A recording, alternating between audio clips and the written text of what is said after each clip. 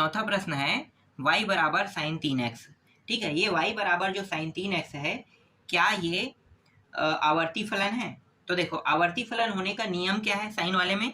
देखो आवर्ती फलन होने का नियम है, साइन में अगर मैं यहाँ पे 0 अंश रखता हूँ x का मान, तो क्या होना चाहिए? 0 आना चाहिए। ठीक है, और साइन में x के मान को अगर मैं 360 अंश रखता हूँ तो क्या आना चाहिए? 0 आना चाहिए। ठीक है, तो देखो 0 अंश और 360 अंश दोनों में कितना आ रहा है? 0 आ रहा है। इसका मतलब क्या है? ये आवर्ती फलन है। ठीक है, ये आवर्ती फलन होने के कंडीशन। लेकिन यहाँ पे क्या लग गया है? 3 लग गया है। ठीक है, तो 3 लग गया है, तो x के मान को मैं यहाँ पे क्या रख रहा हूँ? 0 रख रहा हूँ। ठीक है, तो 3 गुणित 0 अंश कितना हो जाएगा? 0 के साथ 3 का गुणा हो जाएगा, तो ये आ जाएगा साइन 0 अंश। और 0 अंश में मान कितना होता है? 0 होता है ना। तो 0 तो ये आ रहा है, लेकिन दूसरा कंडीशन क्या है? दूसरा कंडीशन ये है कि ये तो ठीक है, पहला सही हो रहा है, लेकिन दूसरा क्या है? यहाँ पे जब मैं x के मान को 360 रखूंगा, तो ध्यान देना ये 360 कर रहा हूं, तो 360 का कितने गुना जा रहा है? 3 गुना जा रहा है। 3 गुना हो रहा है, 3 गुना। जबकि मुझे टोटल मान कितना चाहिए? सिर्फ 360 चाहिए। मुझे 360 से ज्यादा नहीं चाहिए। समझ में आ रहा है? मैं 360 से ज्यादा नहीं ले सकता। तो 360 से ज्यादा नहीं ले सकता, तो मैं क्या करूंगा? यहाँ पे साइन के मान में 3 गुणा कितना लिखूंगा? 120। अब ये 120 आगे यही क्या हो गया? गलत हो गया, क्योंकि यहाँ पे x के मान 360 ही आना चाहिए। कितना आना चाहिए? 360, ना कि 120। समझ में आ गया? कितना आना चाहिए? 360 आना चाहिए, ना कि 120। इसीलिए ये क्या है? आवर्ती फलन नहीं है। समझ में आया? इसलिए क्या है? आवर्ती फलन नहीं है। तो चलो यहाँ पे अब मैं लिख लेता हूं। यहाँ पे फलन दिया हुआ है, फलन y बराबर साइन 3x, और इसका आवर्तकाल भी कम हो जाएगा। क्यों? क्योंकि 120 आ रहा है, इसलिए आवर्तकाल क्या होगा? 2 पाई अपान 3 हो जाएगा। ठीक है, तो 2 पाई अपान 3 इसका क्या है? आवर्तकाल है। ठीक है, ये समझ में आया? ठीक, अब मैं यहाँ पे अंतराल लिख लेता हूँ। ये आपको समझ में आया ना? 2 पाई अपान 3 मैंने क्यों लिया? देखो ये 2 पाई अपान 3 का मतलब 120 होता है। भाई समझो ना, यहाँ पे देखो 2 पाई का मान कितना होता है? 180, और 3, तो 3 से इसे भाग कर दो तो कितना हो गया? ये हो गया 3, 3 छक्के 18, 3 शून्य, 6 दूनी 12, 120 हो रहा है। तो ये जो 120 मैंने लिया है ना, ये यही है आवर्तकाल, और कुछ नहीं है। ठीक है, आवर्तकाल 2 पाई अपान 3 मैंने लिया है, वो क्या है? 120 अंश ही है। समझ में आ गया? अगर मैं 360 ले रहा था, बाकी में तो कितना था? 360 ले रहा था तो 2 पाई हो रहा था, है ना। 180 गुड़ी 2 करेंगे तो 360 आ रहा था। लेकिन यहाँ पे 120 को हम ऐसे लिख सकते हैं, 2 पाई अपान 3, बिल्कुल लिख सकते हैं। तो ये 2 पाई अपान 3 आ गया। समझ में आया? अब अंतराल ले लेते हैं। अंतराल तो 0 अंश से लेकर 2 पाई अपान 3 तक के क्या होगा? जाएगा ना। तो में फलन y बराबर साइन 3x की सारणी। ठीक है, चलो अब सारणी बनाते हैं।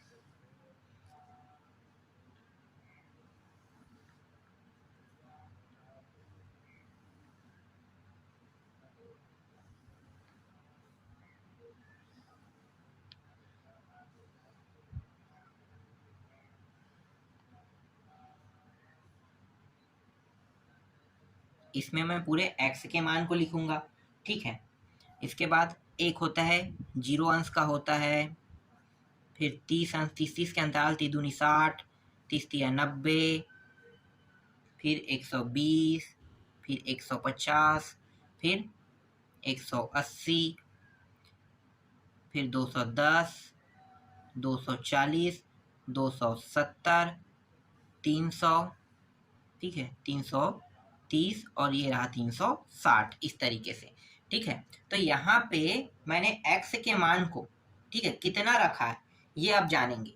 ठीक है, तो x के मान में ध्यान देना कि अंतिम मान कितना होगा? 120। क्यों? क्योंकि 2 पाई अपान 3 है ना, और 2 पाई अपान 3 का मतलब क्या होता है? 120।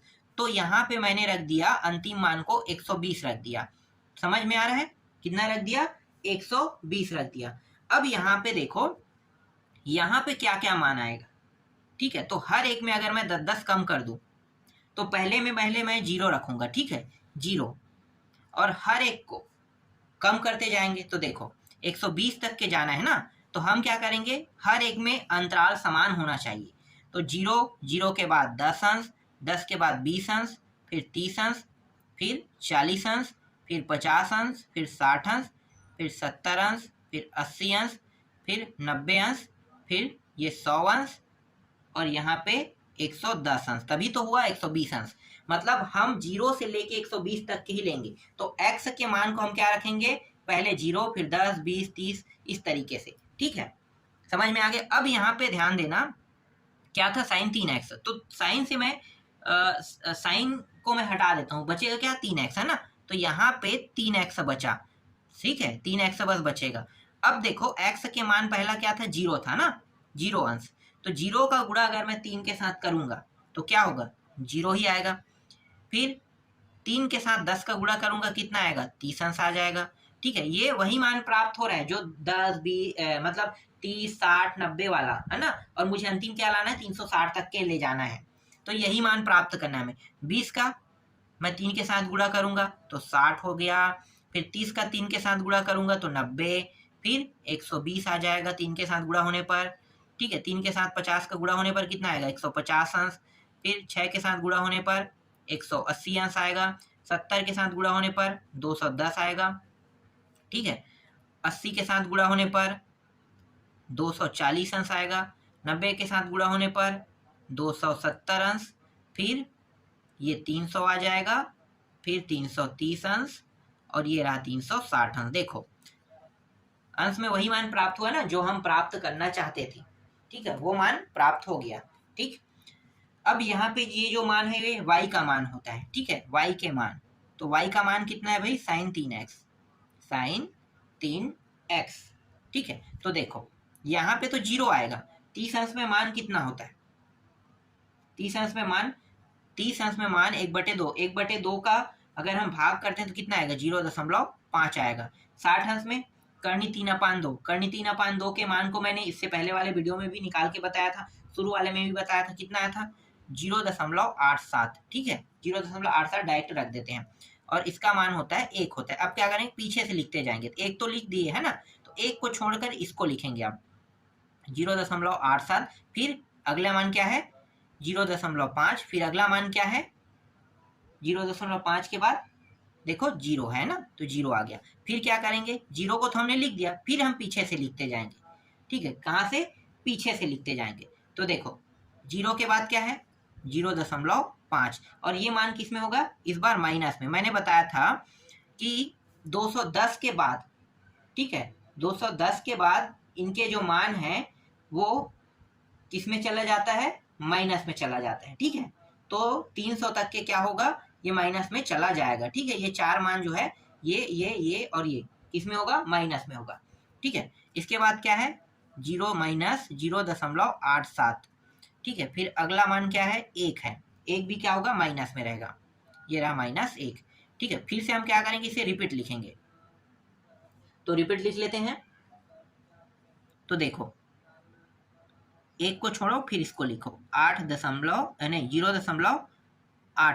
है ना, इसको 0 कर लेते हैं, 0.87, ये माइनस में, मैं ऊपर में लिख देता हूँ माइनस को, ठीक है। इसके बाद क्या है, 0.5 है, और फिर अंतिम मान क्या हो जाएगा, अंतिम मान यहाँ पे देखो क्या है, 0 है, ये 0 हो गया, ठीक है। y के मान को ध्यान देना, 0 से बढ़ा कहाँ तक के, 1 तक के, 1 से और आगे बढ़े क्या, नहीं बढ़े। तो हम ग्राफ को इस प्रकार से बनाएंगे कि मान जो है 1 तक के बढ़ेगा, ठीक है, और 1 तक के घटेगा, है ना। तो ग्राफ बना लेते हैं,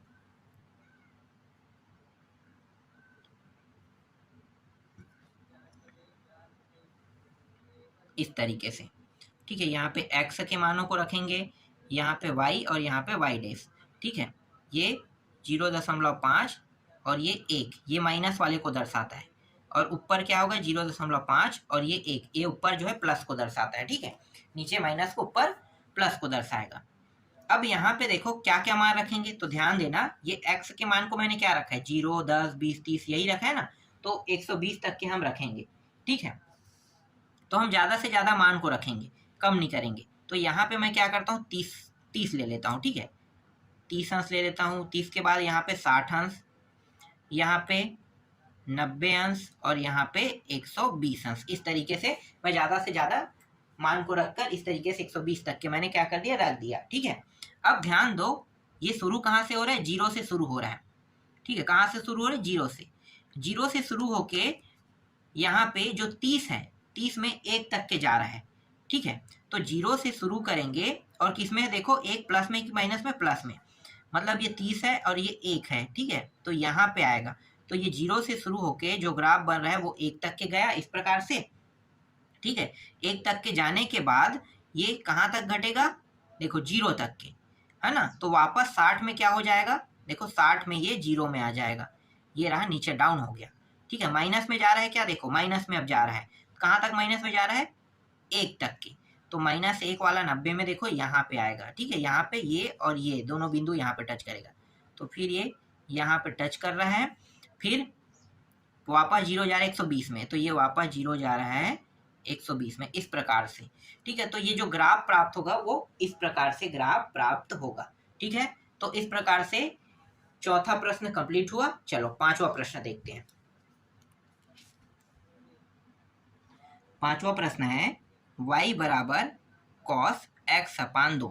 सबसे पहले हम क्या देखेंगे कि आवर्ती फलन है कि नहीं, है ना, वो चेक कर लेते हैं। तो देखो आवर्ती फलन होने के लिए कंडीशन क्या है, cos 0 अंश में मान 1 आता है और cos 360 अंश में मान कितना आता है, 1 आता है, ठीक है। तो 0 अंश में तो 1 आ जाएगा ना, 0 अंश में क्या हो जाएगा, 1 आ जाएगा, क्योंकि यहाँ पे अगर मैं मान 0 रखता हूँ तो 0 को 2 से भाग करेंगे 0, मतलब cos 0 1 आ ही जाएगा, ठीक है। लेकिन दूसरा क्या है कि यहाँ पे मैं ऐसा कौन सा मान रखूं x की जगह पे कि हमें 360 प्राप्त हो।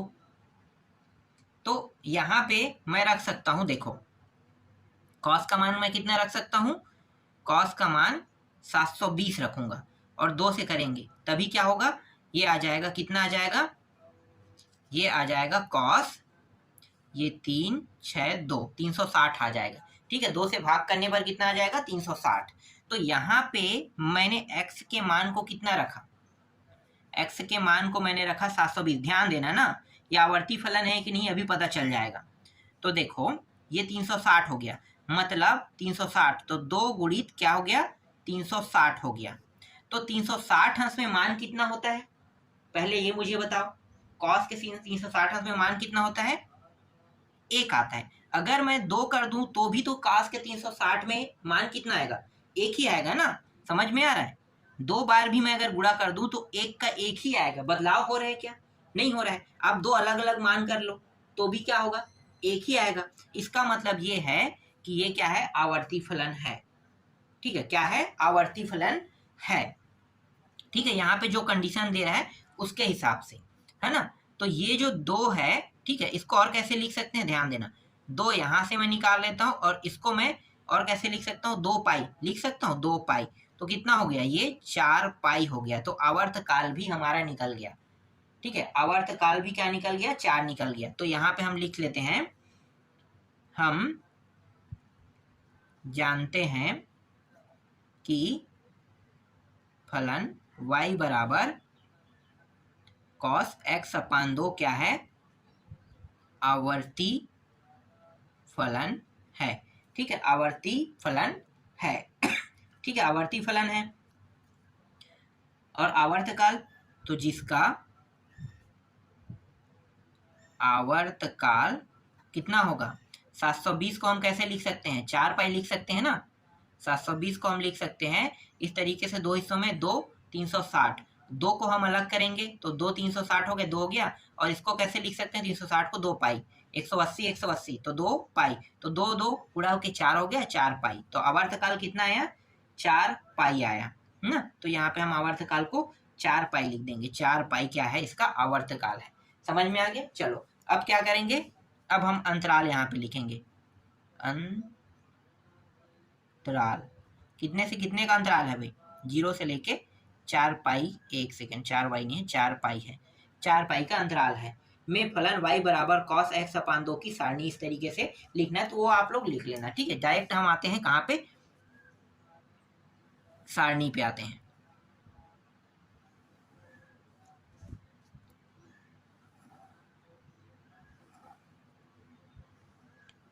यहाँ पे x रहेगा, ठीक है। पहले 0 अंश, 30 अंश, 60 अंश, 90, 120, फिर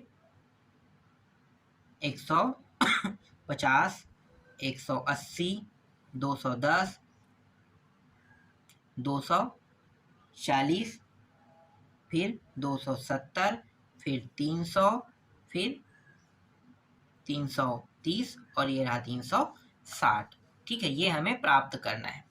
ठीक, तो x के मान को मैं क्या क्या रखूं तब मुझे ये सब प्राप्त होगा। तो ध्यान देना, क्या ध्यान देना है कि यहाँ पे x/2 दिया हुआ है, ठीक है। तो x/2, तो अगर मैं यहाँ पे पहले में अगर 0 रखता हूँ, है ना, तो 0 रखने पर ये नीचे मान क्या प्राप्त होगा, 0 ही प्राप्त होगा। ठीक है, 0 रखने पर 0, ये x/2 है ना, 0 रखने पर 0 प्राप्त हुआ। ठीक है, अब यहाँ पे मैं कितना रखूं कि मुझे यहाँ पे 30 अंश प्राप्त होगा, तो 60 रखूंगा तभी तो प्राप्त होगा ना। 60 को 2 से भाग करेंगे तो जब मैं ऊपर को 60 रखूंगा तभी तो मुझे 30 अंश प्राप्त होगा। ठीक है, 60 के बाद यहाँ पे आपको पता है 30 के बाद 60 आएगा, 60 के बाद कितना आएगा 90, मैं डायरेक्ट रख दूं 120, 150, 180, 210 अंश, 210 अंश के बाद 240, 240 के बाद 270, फिर 300 अंश, फिर 330 अंश और फिर 360 अंश, यही रहेगा। अंतिम 360 से ज़्यादा नहीं हो सकता, है ना। तो ये तो प्राप्त हो गया। तो यहाँ पे देखो ऊपर के मान को हम कैसे ला सकते हैं, हमारा अंतिम मान 720 होना चाहिए। ठीक है, तो देखो ये आपको पता चल गया कि हर एक में कितने का अंतर है, 60 का, 0 से 60, तो 6 दूनी कितना होगा 12, 120, 120 जब मैं रखूंगा तभी तो 60 आएगा ना। अब यहाँ पे 6 2 12 6 18, जब मैं 180 रखूंगा तब कितना आएगा 90 आएगा।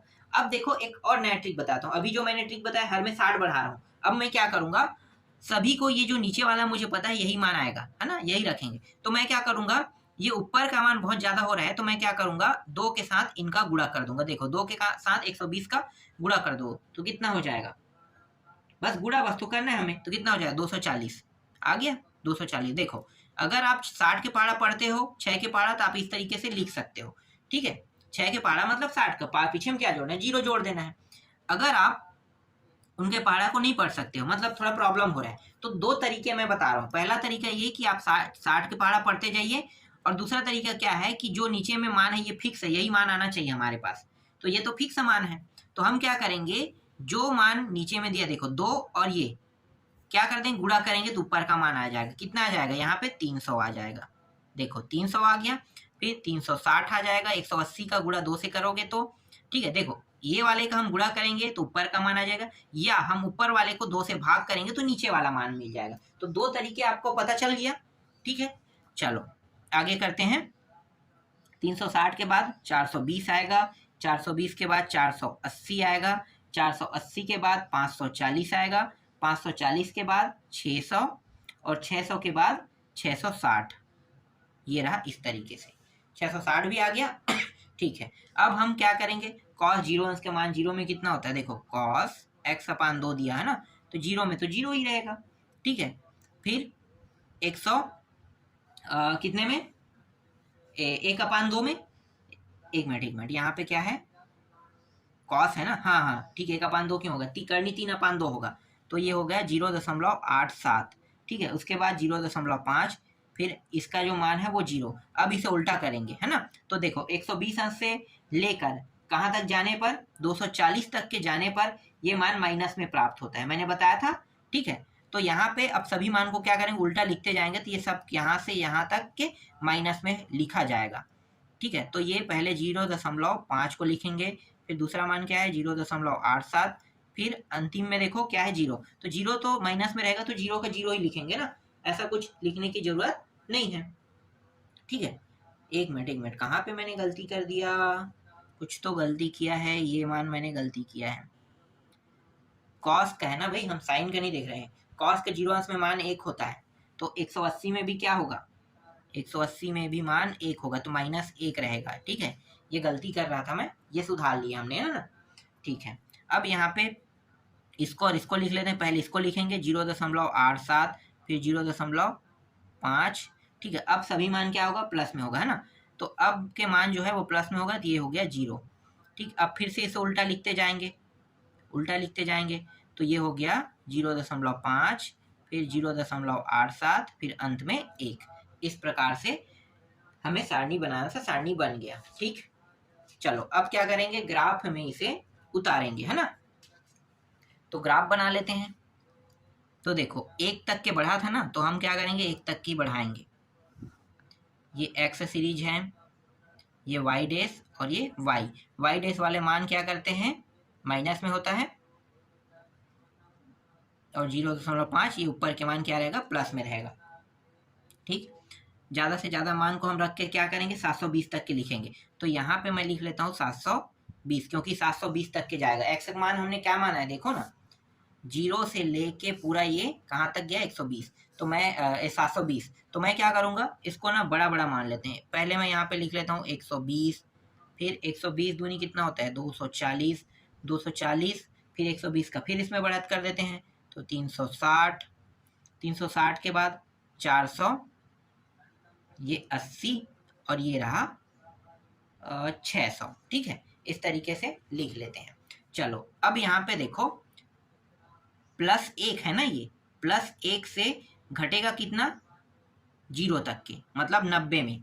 देखो कितने अंश में, 90 अंश। तो 90 अंश कहाँ पे पड़ेगा, यहाँ पे पड़ेगा, है ना। एक सेकंड, 90 क्यों, हाँ 90 में, 90 में क्या हो जाएगा, 0, तो 90 में यहाँ पे आ जाएगा। ठीक है, तो मैं क्या करूँगा, यहाँ से लेके, एक सेकंड यार, मैं कहाँ पे गलती कर रहा हूँ क्या, हाँ बिल्कुल मैं गलती कर रहा था। ठीक है, गलती क्या कर रहा था, ध्यान दो। मैं इसको, मुझे ये नहीं देखना है, मुझे ऊपर के मान को देखना है, क्योंकि ये एक्स का मान ये है। ठीक है, मैं ये देख रहा था, इसलिए गलत हो रहा था। ठीक है, हम ध्यान से देखते हैं। देखो हमारा ये वाला मान, ठीक है, 1 है, ये दोनों, हमें सिर्फ इन दोनों को देखना है। ठीक है, ये है, और 0 कहाँ पे आ रहा है, यहाँ पे देखो ऊपर में 180, और ये 0, तो 180 कहाँ पे आएगा, यहाँ पे आएगा। ठीक है, यहाँ पे 180 आएगा। तो ये जो रेखा है वो 0 कहाँ पे आ रहा है, 180 कहाँ पे है, यहाँ पे, तो यहाँ तक के जाएगा। ठीक है, 180 के बाद 1 देखो कहाँ पे, 360 में है, तो 360 में 1 देखते हैं, तो 360 कहाँ पे है, यहाँ पे है। ठीक है, 360 यहाँ पे है, तो 360 जो है वो माइनस में आ रहा है, तो माइनस का बिंदु पॉइंट यहाँ पे होगा, तो ये जो मान है वो यहाँ से ऐसे आ जाएगा। ठीक है, कहाँ पे आ जाएगा, यहाँ पे। फिर देखो 360 से 0 कहाँ पे, यहाँ पे 540 में, तो 540 कहाँ है, 480 यहाँ पे, 540 यहाँ पे होगा।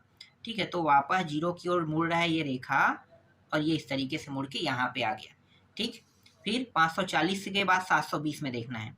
ठीक है, 720 में देखो 1 प्राप्त हो रहा है ना, 720 में 1, तो 1 कहाँ पे प्राप्त होगा, ये वाला रेखा यहाँ पे और यहाँ पे बिंदु बनाएगा। ठीक है, तो यहीं तक के हमें क्या करना है, ले जाना है। तो इस प्रकार के हमें क्या प्राप्त होगा, ग्राफ रेखा प्राप्त होगा। तो ये आपका 5वां प्रश्न है। ठीक है, 5वां प्रश्न भी समझ में आ गया होगा। ठीक है, सिर्फ 2 प्रश्न बचा है, और इसके बाद डायरेक्ट क्या होगा, नए अध्याय को देखेंगे।